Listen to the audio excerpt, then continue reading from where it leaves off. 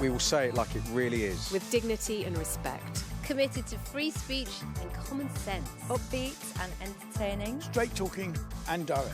We may agitate each other and you. Heartfelt and passionate. Thought-provoking, provocative and controversial. Fearless and truthful.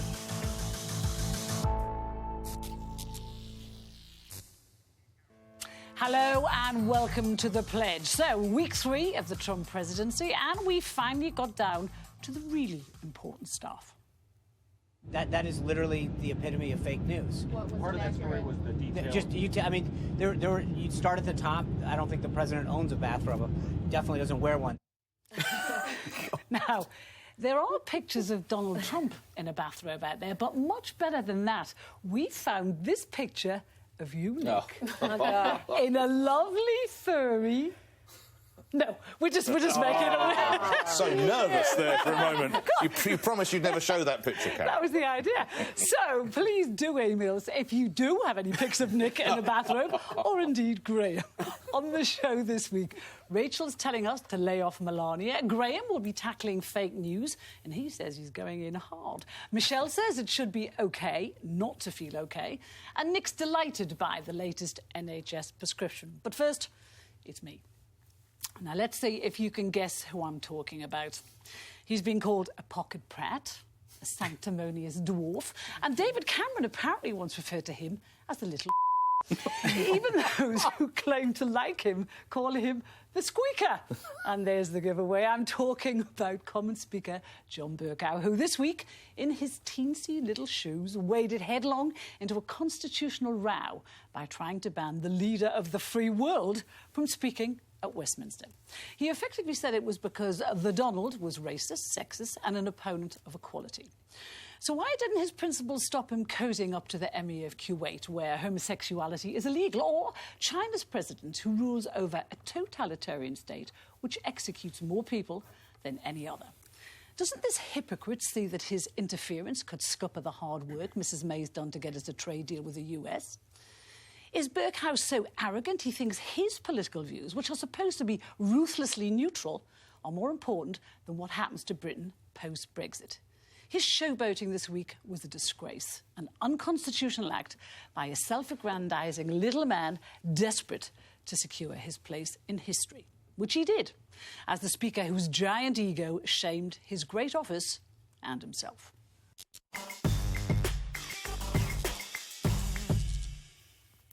I actually think John Bercow was right standing up for our values. I can't believe... What right has he... This is a man who has no power to say that, a man who's always talking about the traditions of Parliament, and he rode roughshod through those traditions by saying... Parliament is principles.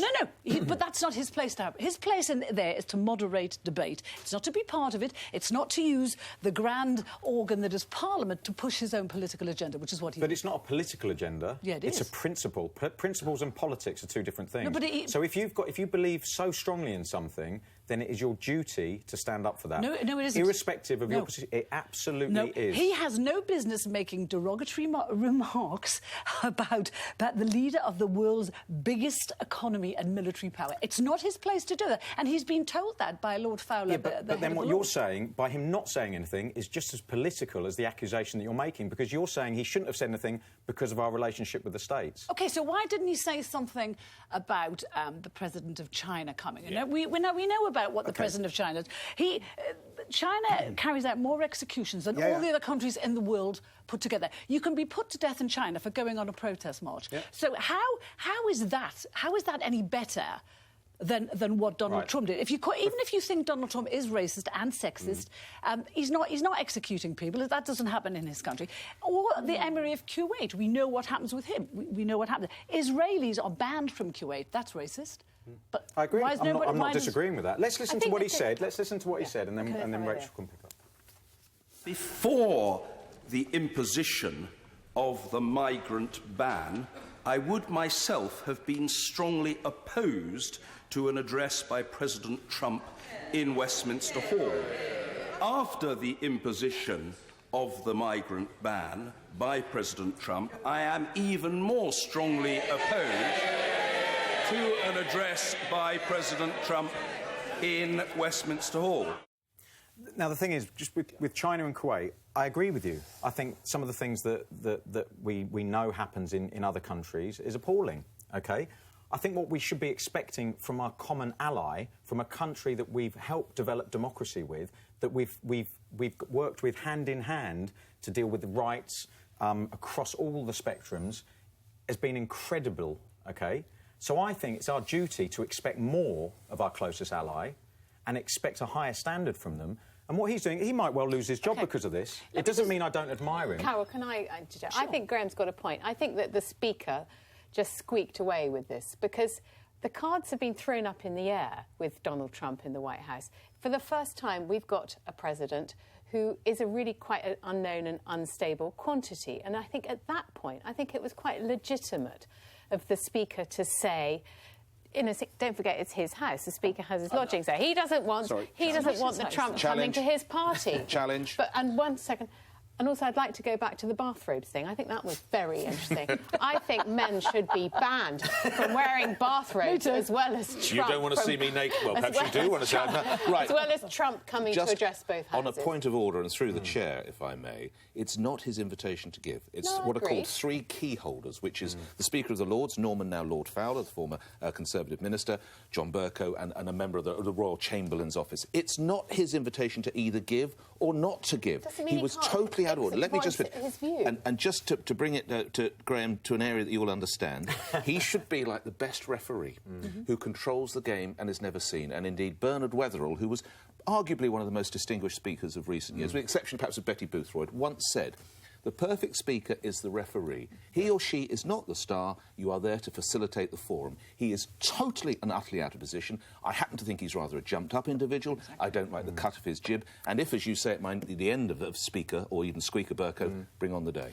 But I think what he did was actually political. I think it was really political. I think Bercow is going to... He's intimated that he's going to give it the job next year. I think he's lining up his next job. He's always ached for attention from everyone. But I think this was all about what he's going to do next, because he knows full well that his job is to be ruthlessly impartial, like I said in the intro. He's supposed to be. And also, that, as Nick says, is made by 3 other people. And he just rode roughshod through all the rules and the laws of Parliament. And you said it's legitimate what he did. It's totally illegitimate what he did. Yes, but it's in tune with the times. And I want to hear what Michelle's... Can I just say what is happening is Trump presidency is a piece of theatre. The reason we're all still talking about it is that he's brilliant at keeping our interest. Bercow has to do something slightly outside the box in order to wake us up to the fact that actually this isn't a performative piece of entertainment. This is quite his serious. job. Yeah, I take your point, but maybe he had to do something. He took a risk in order to make a point. I hope he pays for taking the risk. I really hope it is, because he doesn't have the majority of MPs with him. He's already been admonished by the Leader of the House of Lords, who said it wasn't his place. And when the Leader was asked what he would have done of the Lords, he said, "That is not my job." He was actually... He got clapped in the Commons. Oh, so... No, hang on. He got clapped by the SNP, by Dennis Skinner, and Harriet Harman said he was doing... He got a well done from Dennis Skinner. If any of those people agree with you, you're doing something And wrong. just lastly, Michelle, before you come in, interestingly enough, when he was applauded, the applause was allowed to run on. Yes. If you recall, when the Scots Nats took their place, they were applauded, and he quite rightly said, "We do not have applause now." Unless, of course, you're applauding the great John Bercow. Now, come on, Ken Clarke was applauded after his barnstormer. Probably because he Sorry, stayed away. Michelle. My take on all of this is I would like to agree with you in the sense of, should we have principles? Yes. Should we try and get our allies to behave in a great way? Yes. So I share your ambition. I share what you'd like to achieve. But when I think of what John Bercow has done, to me it's virtue signalling. I have a real problem with... everyone just wants to bash Trump. It's become so hysterical. Well, I should hope so. Well, it's become so hysterical, and it's become people's favourite pastime to do. We don't even know when this state visit is going to happen. We don't know what will or won't have happened between now and then. He may well, probably unlikely, but he may well have settled down and started to act slightly more presidential in his ways before he even arrives here. And I just think, to allow, to your point, Kuwait, China, I think it is very hypocritical. But I would, in an ideal world, like to live by your standards, but unfortunately we don't. But the other part of the problem is that, Theresa May is desperately trying to get us a good trade deal. Desperate being the right word. No, never mind. That's another argument. She's desperately trying to get us a trade deal. And she's being hampered by what I call all the... When I say little men, I don't just mean the size of them. I mean little men like Bercow, like Nick Clegg, like, what do you call the Tim Farron, who are thwarting her at every turn with what they're saying about what's going to happen after Brexit. Yeah, because she's got to be challenged. Yes, she can't just go... But if Theresa May doesn't get a good trade deal, it's not going to be Bercow who's blamed. Okay. It's not going to be Farron. It's going to be her. And they're making her job that much harder, as are all the protests. Do we all agree that Trump is about protectionism? Do we all agree that? Yeah. That's what he said at every opportunity. Yeah. So he's about protectionism. So the fact we've gone to see him... The first Prime Minister, first person to go and see him of importance, we've gone over there, and during that meeting we've said, come for a state visit. Do you not think that just shows how desperate we are, post-Brexit, to try and align ourselves? We're trying to protect ourselves. We're trying to get the best... But so you're prepared to throw all our values out with the dishwater? Throwing our values? How are we throwing our values out the window? Because of the way he behaves. Why didn't we pause? He's the president. You are brilliantly running defensive smokescreens, because the issue at debate here is whether John Bercow... So we're not debating whether Mrs May should have made the invitation. That's a whole separate conversation. The point Carole made is that John Bercow has exceeded his remit, and she's absolutely, palpably right. He's not the Foreign Secretary, happens to your brother. He's not the Prime Minister. It is not his place. And I would argue, actually, it's quite dangerous because let's not try and have a conversation about Brexit, but in the post-Brexit world, we need allies, and they are, I would argue, our longest-standing ally. And if the Foreign Secretary's got a view, fine. You can get elected out, you've got a position and everything. The Prime Minister, I get it. The Speaker enjoys such a rarefied and privileged world. He should keep his gob shut. Well... I'm going to have to keep my gob open now, because it's my debate. Well, I had one overwhelming thought when I heard about the MP's inquiry into fake news. What a load of hypocritical nonsense. The inquiry is meant to investigate how false stories start, how they're spread online, and how they impact on democracy. That sounds a good idea, but I don't think the MPs looking into it realise that they're actually part of the problem. And I don't think fake news is new. Our politicians and media have been manipulating information for decades, centuries even. More recently, what was the claim made by Brexiteers about £350 million coming back to our NHS if it wasn't fake news? The inquiry's been set up because of claims that fake news influenced the US election, but papers in this country have influenced our politics for years. Remember, it's the Sun what won it after the 1992 Tory victory, anybody?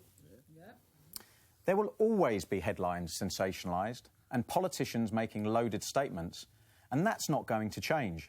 So unless this inquiry deals with our own hypocrisy, it's pointless.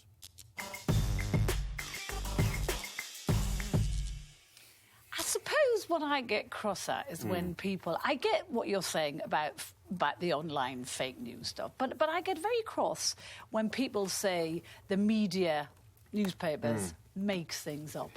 We so don't make things up, Graeme. You know, I've been working in newspapers for 30 years now, and especially in the past 5 or 6 post-Leveson. The rules, the hoops we have to go through now to get a story in the paper, it's just beyond belief. They're the bane of my life. And, you know, journalists are ruled by criminal law. We can, you know, and your paper can be fined £1 million if you mess up. So the idea that we make stuff up really upsets me. So what, you say that papers don't ever make... There's not a single paper that have made anything up? I know what you're going to say. I have a feeling I know what you're going to say. You were involved in a story that was not true.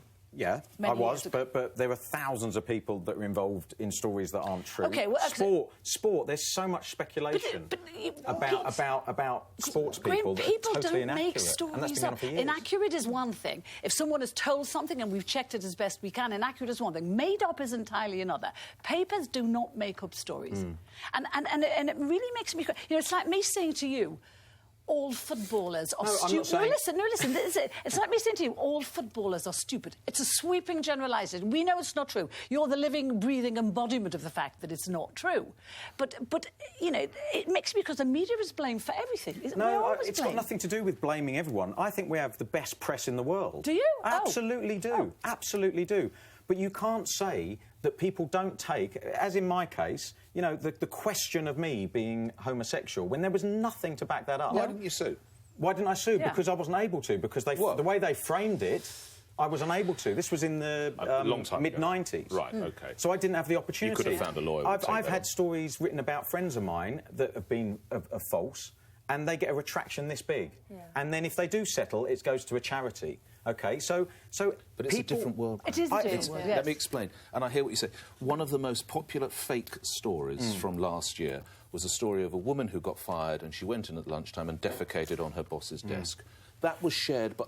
No need to laugh, it wasn't you, was it? That was shared by millions all around the world. Totally and utterly untrue. Probably made up by some spotty teenager in Cincinnati using the name Cheeky Monkey or whatever it might be. Now, if that had been printed in...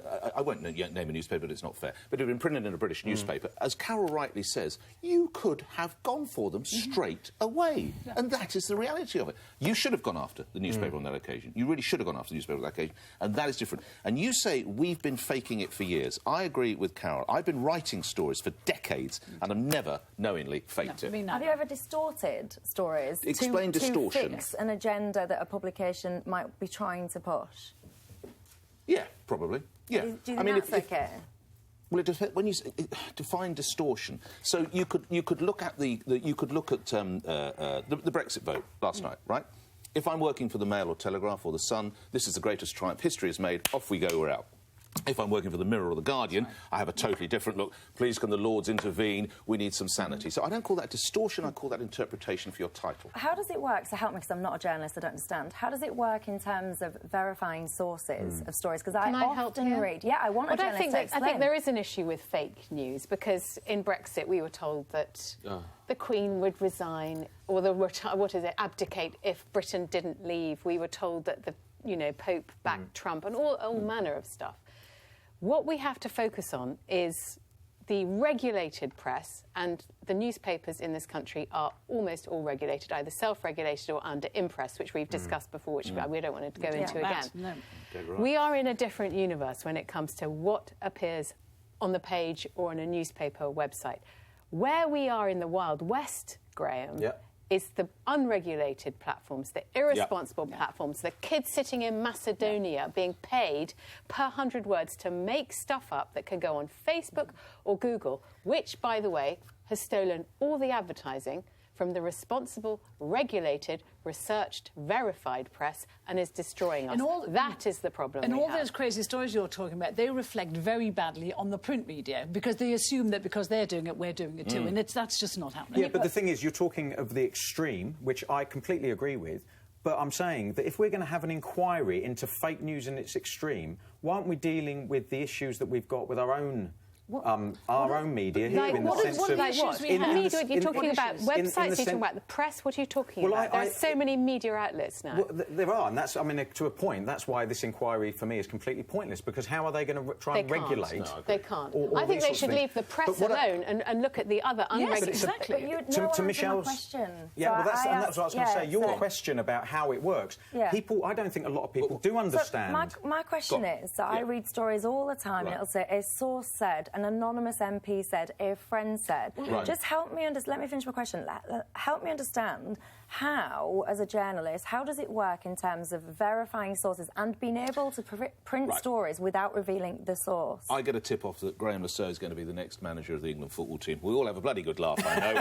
But then we ring up the English FA, we have absolutely no comment. We ring up Graeme Le Saux, his agent's not available for comment. Then you come down and you try and assess the situation, and it's on the strength of your contact. And if he or she has got a blameless record of tipping you off for football stories, and they are always right, it is then down to the editor to say, right, this bloke's never lets down. We're going to say that Graeme Le Saux is the next manager of England. And that's speculation. That is speculation. But that's not necessarily a fact. No. There are stories where facts are involved, and the thing is, you talk to someone who, if it's regarding an event, the person was there, but they don't want to say they were there. So they've seen it, they know it happened, they can verify absolutely. They might even have a tape that it's happened. However, they can't say it's them. So that's why we would say an anonymous source said. Or not anonymous to us. And a lot of MPs will say... But I don't think that's acceptable, because I've had very personal... Let me explain why. I've had very personal stories printed about me, And to this day, when I've tried to find out who is the source that was selling me out, I cannot, for love nor money, you won't find out. Because the source who sold you out is not going to tell you. No. And the newspaper is not going to tell you because they're going to protect the source, and that's what we do. Anyway, coming to just to defend Facebook and Google, we spoke about them for a minute.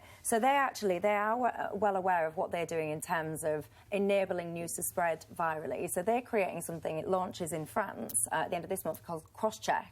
So what they're doing is they're getting all of the local media companies to come together, and they're creating a platform where people can actively check the sources and verify the stories that are being printed. If you see something that you think is false, you can flag it. The media outlets will actually sit and reinforce, is it right, is it fake, is it real, should it come down? And I think we need to see more responsible management from media and technology platforms as well to counter I think the confusion here is between source and which publishing platform is actually publishing something, and there's a difference.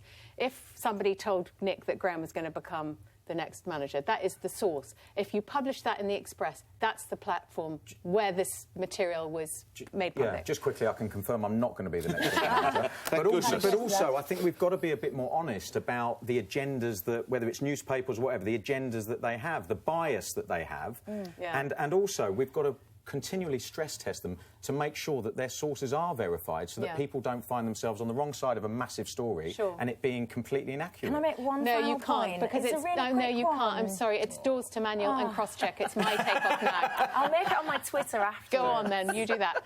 Right.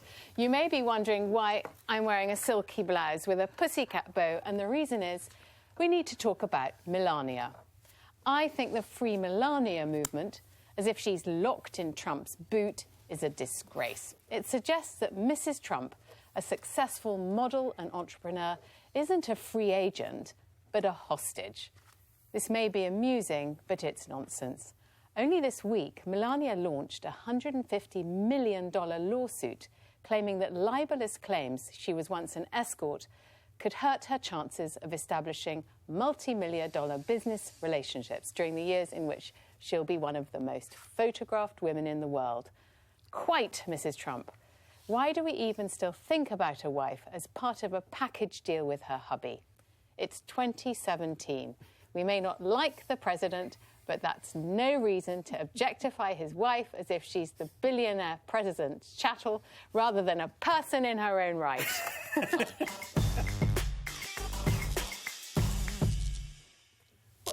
Well, I kind of feel like he's about to explode. Sitting next to me, I have no idea what that hand gesture That was a really long one, was it? How long you were going to go droning on for? Dear, oh dear, I want to get Michelle in. I have to say, I do agree with you. And I saw a poll the other day which was saying, you know, she is the most disliked or least popular president's wife. And I'm sitting there thinking, well, why? She hasn't even done anything yet. What are we even basing that on? On him.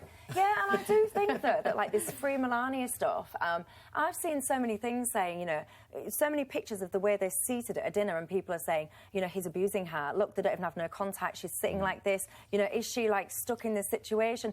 And I actually think that's quite offensive to people that are in domestic abusive situations because it's like, whatever you think of Donald Trump, she obviously doesn't agree, or else she wouldn't have married him, or she wouldn't have stayed with him. And I just think we all kind of just need to chill out a little bit, stop trying to interfere in people's private marriages, and just kind of respect her position and wait and see what she does and how she does it.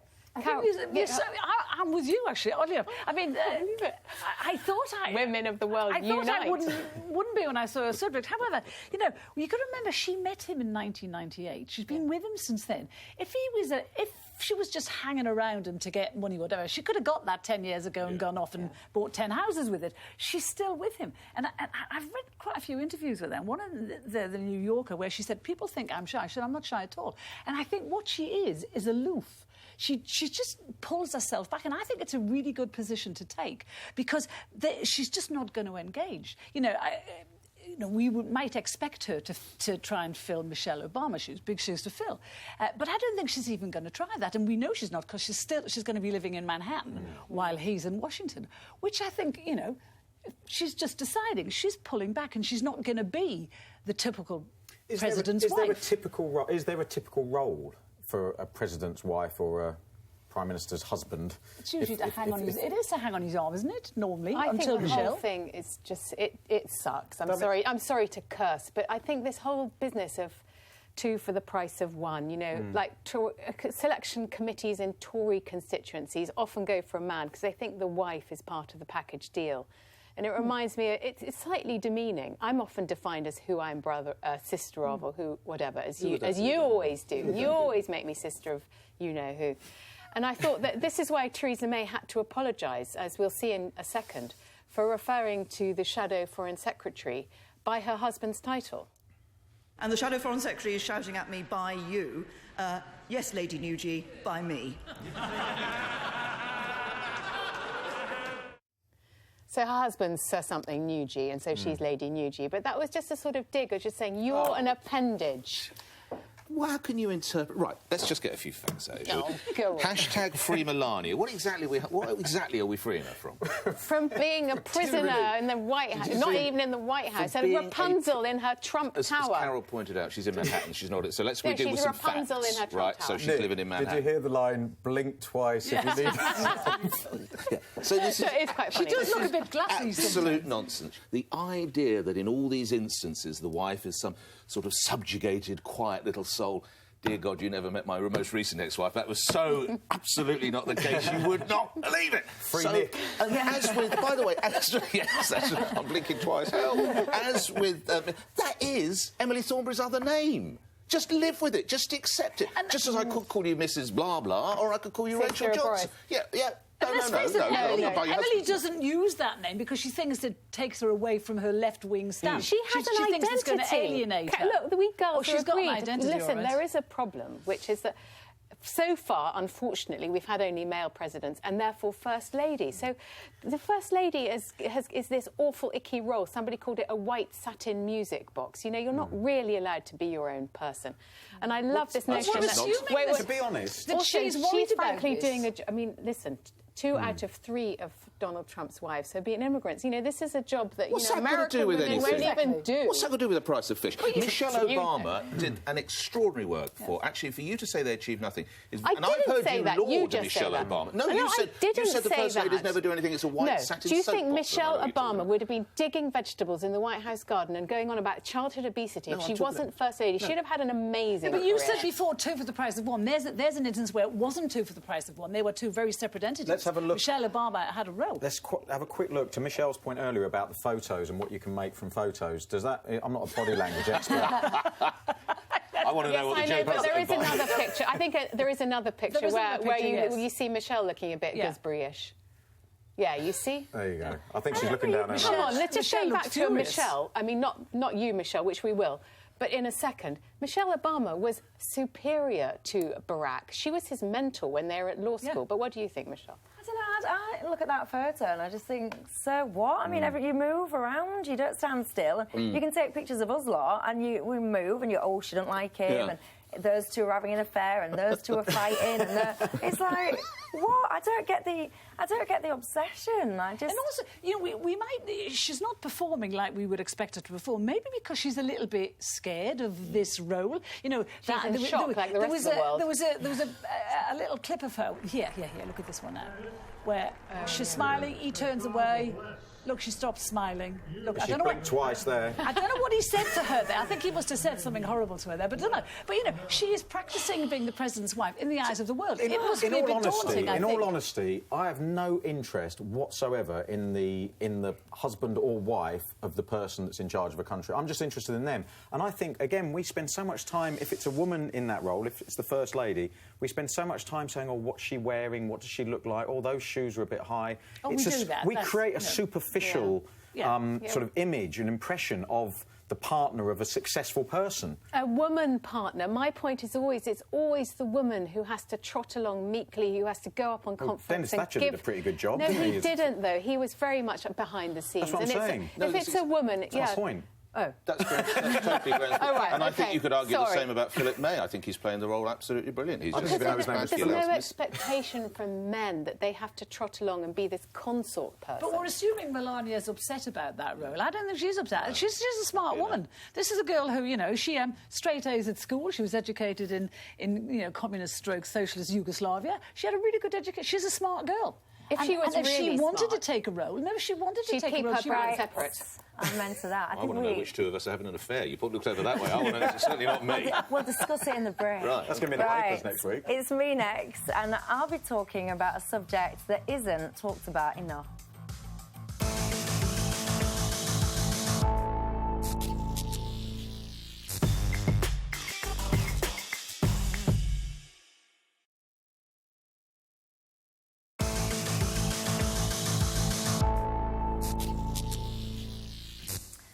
I've got something very personal that I'd like to share with you. And it's the first time that I've spoken about this publicly because of the stigma attached. But some years ago, I made a decision to end my life. It was a decision that I took heavily over a period of time, and one which came about after years of unhappiness. Luckily, I was persuaded to seek medical help, and I duly went to the doctors, where I asked to be voluntarily sectioned. Instead, I was put on a care plan, given antidepressants and offered therapy. I remain grateful for that intervention because it literally saved my life. But it only happened after I decided to talk. And if people felt less embarrassed or ashamed, less worried about their jobs, the reactions of family and friends, more people would feel able to talk. This stigma about mental health needs to end now because it is literally killing people.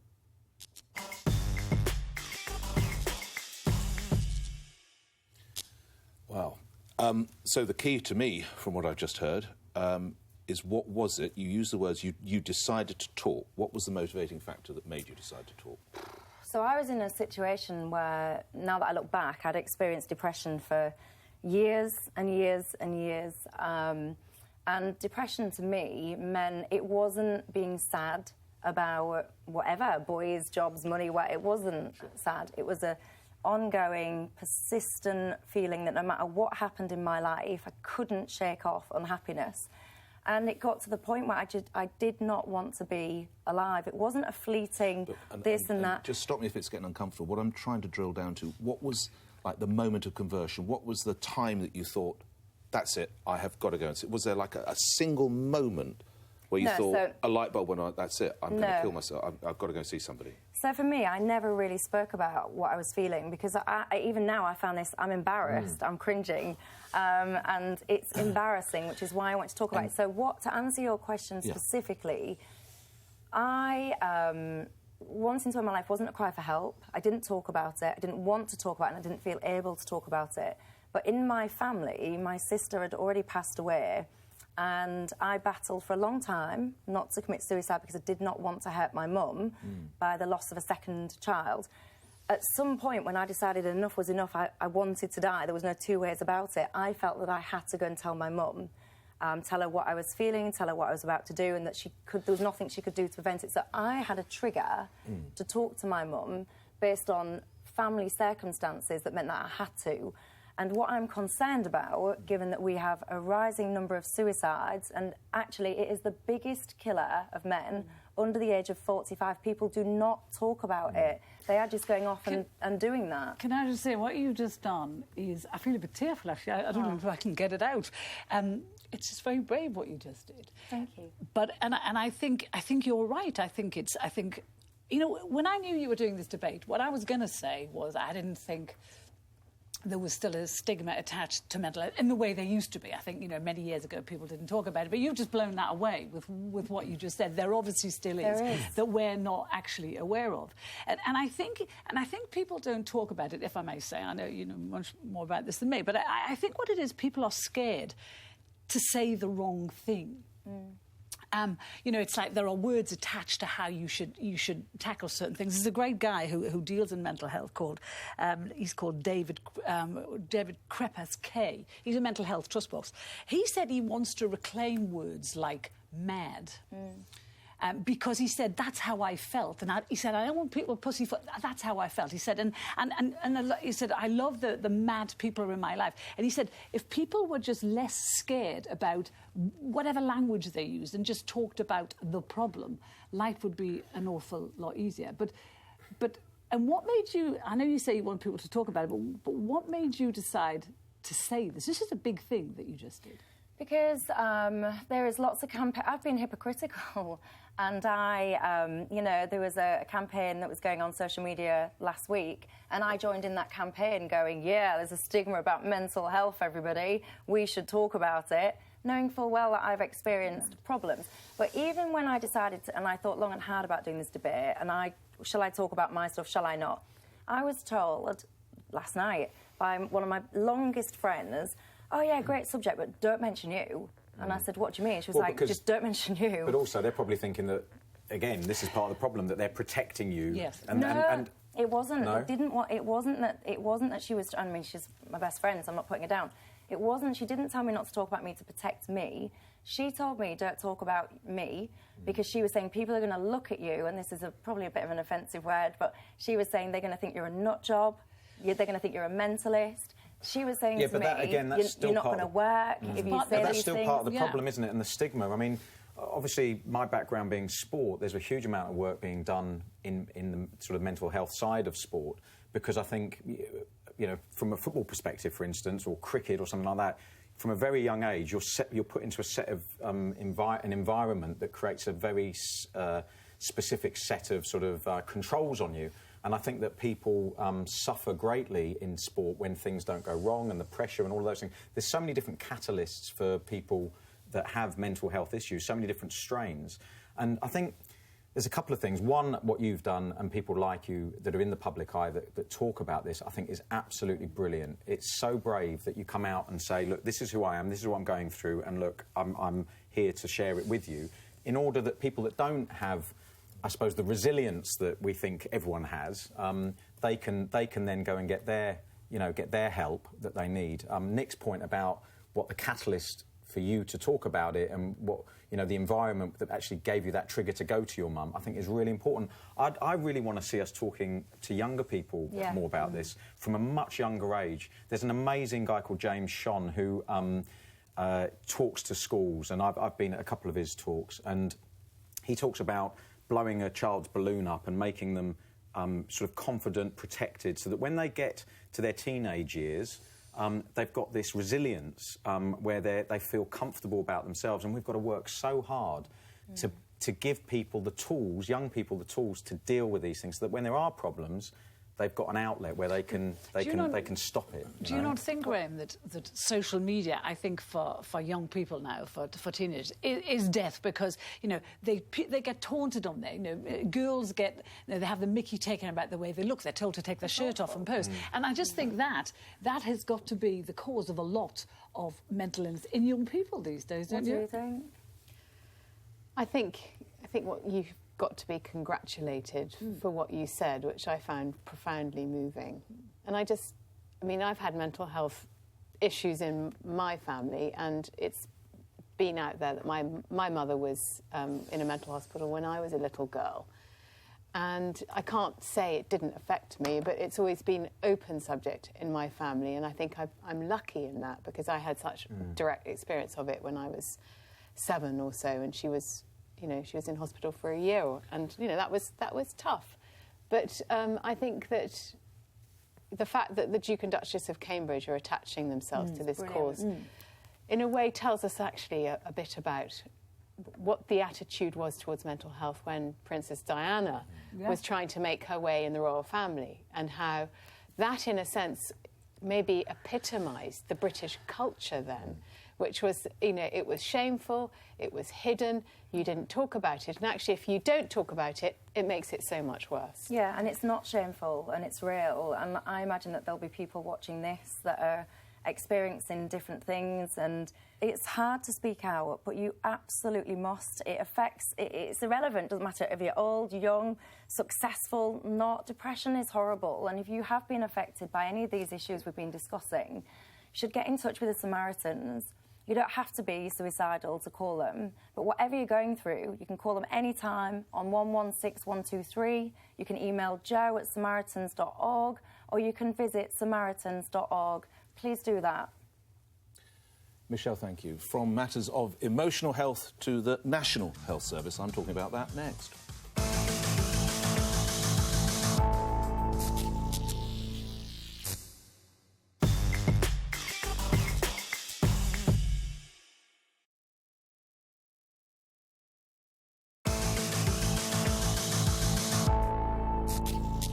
Two women were in NHS hospitals at different ends of the country last month.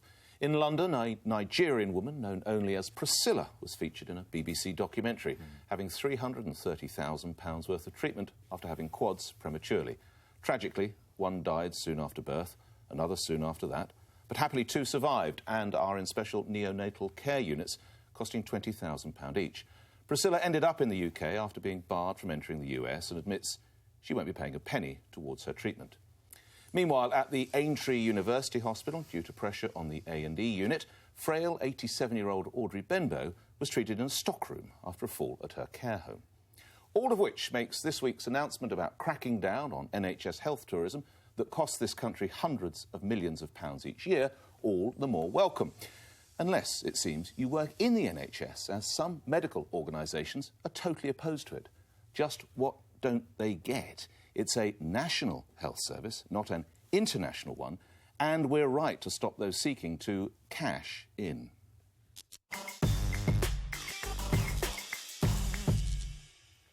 Hard not to agree with what you say. I watched that programme, it's called Hospital. And what really shocked me about it was that the charges are £800 a night per person. I think she was in ICU, so obviously that's very costly, and her babies are £2,000 a night.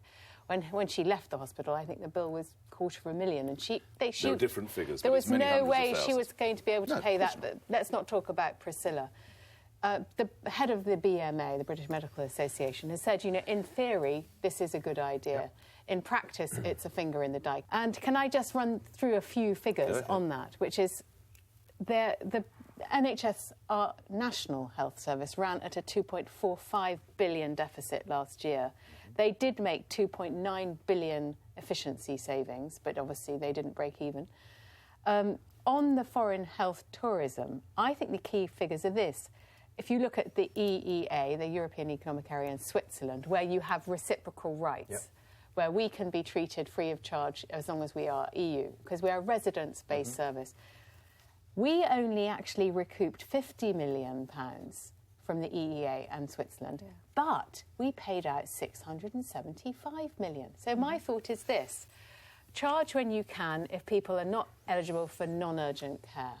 But why don't we, I think you'll like this, tot up the bill that the EU owes us since our membership and claim it back from the EU as we leave, setting it against the £60 billion bill that we're going to be handed for leaving. And that, I think statistically as well, as Rachel's saying, the fact is we run such an inefficient service, we have to save billions and billions and billions of pounds. The sentiment of what you're saying, I couldn't agree with more, OK? But the amount of money that we're going to recoup, we're talking... the best estimate is 500 million a year. And that would be a good year. That would be a good year. Yeah. And there's discussion about how we arrive at that figure. Yeah. There's a graphic here about how much the NHS spend in a 24-hour period. That's £385,205,479. That's in a 24-hour period. So my concern is, whilst I absolutely agree, and I think we should be looking at how people come into this country and use the health service, absolutely. Unfortunately, I do think this is a bit of a smokescreen in terms of what it's going to achieve, Nick. I think it's a sort of a government way of trying to sort of deal with the issue publicly, but the reality is it's going to have no impact whatsoever. It's actually going to put the people within the NHS under more pressure because they haven't got people there to go and collect the money. They don't know how it's going to work. They want to bring it in April. They've got something called overseas visiting managers who go around with chip and pin machines. Yeah, but there's like one for 4,000 patients. We're all talking like this ain't going to work, and we're probably right. It isn't going to work, but we should have a will to make this work. Absolutely. Because a lot of people who have come to this country for healthcare, they're willfully coming to this country knowing that they can't, won't, aren't interested in paying for healthcare. We agree on that. Yeah, that we are paying for. So what we have to do is change the entire system in a way that, you said this lady Priscilla went to America. Of course she was never going to get into America because their system works differently, as do lots of other people's, which is why we have to fundamentally change our NHS because the 1940s model just doesn't work anymore. The population's exploded. We've got 1 million more over 65s than we had 5 years ago. We have got to face the reality that people are going to have to pay, whether they like it or not. I would hope, Michelle, you're with me. I'd be surprised if you're not. Yeah. Well, I've used that sentence myself. National health service, not international. Yeah. So I've used that. But then I watched that hospitals documentary. Now, this Priscilla that we're talking about, so let's be absolutely clear, she did not come to the UK to have quads. She went into labour at the airport. So she then became an emergency situation. Now, she was only at the airport in the first place because, she'd tried to get into the US, whatever reasons. But she was on her way back home. My point is, she was on her way back home. So she was on her way back home, and then she had this problem, so she was admitted as an emergency case. It made me actually cringe to see this woman that was really ill being presented with a chip and pin. It really made me cringe. So emergency care, I think we should be a decent, compassionate society and offer emergency care to people, full stop. What we're talking about at the moment, let me just finish my point. What we're talking about at the moment is what we call non-urgent planned treatment being charged for up front. I completely agree with that, but I also think, how on earth do you get into a situation where you've got planned, non-urgent care that's even booked in on the NHS? It shouldn't be. We've all been through the US, I would imagine, and probably, unfortunately, we've probably been in the emergency rooms or doctors' offices, as they're called there, and we all know that if you haven't got insurance or you don't present you're asked for a credit card. I agree. We do that in A&E units. We do that in doctors' offices. Of course, that poor woman who's gone into labour prematurely, of course we've got to look after her. But once we rack up the bill, we do the following. The 330, 400, 500, however much it might be, is taken round to the Nigerian embassy. When the Nigerian embassy refuses to pay, don't worry, the foreign aid budget? We'll just take it off the foreign aid, and we've just taken £400,000 off the foreign aid because of a Nigerian embassy. Solved. We have to get tough, because if we don't get tough, we're going to get more people coming, because they'll know Britain is the only place you can come and the healthcare will be free. And making health insurance mandatory? Because that would prevent a lot of this stuff. Well, if you've got anybody visiting from a foreign country, if you had a health insurance that you had to have as a document before you got on the aeroplane... It would I'm going to stop this lady, though, bear in mind, because she landed in transit, so that's why my plan works. You could create...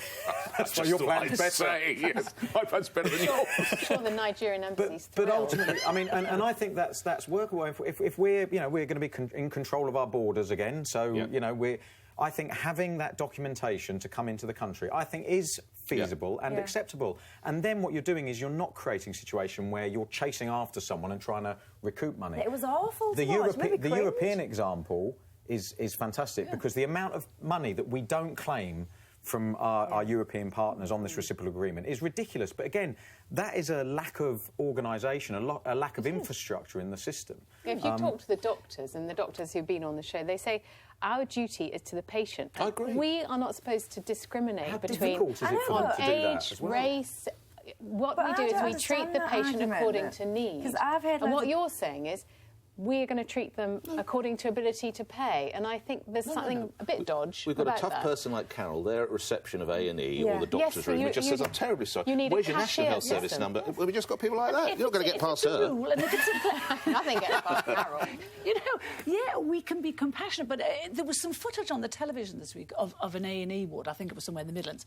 It made me weep because there were people who live in this country who were stacked up, 20 of them in corridors for 15 hours. We haven't got the money to pay for them, let alone everyone coming from abroad. Sorry to interrupt, but the fact is that we mustn't demonise people coming from other countries to say that they're the reason why people are stacked up in corridors. Didn't say they were. I just said the we haven't got the money with our to do NHS, both. which is what you said, you're absolutely right. The fundamentals with our NHS are broken, OK? We have to do something radically different. Health tourism might play a tiny part in putting a bit of pressure on, but they're certainly not the reason why people are queued Well, five deep in and I corridors. think it's a bit regrettable that I am pointing at you, and Carole, you both have talked about this as if it's foreigners taking our beds. No, and it's the same as we went through Brexit.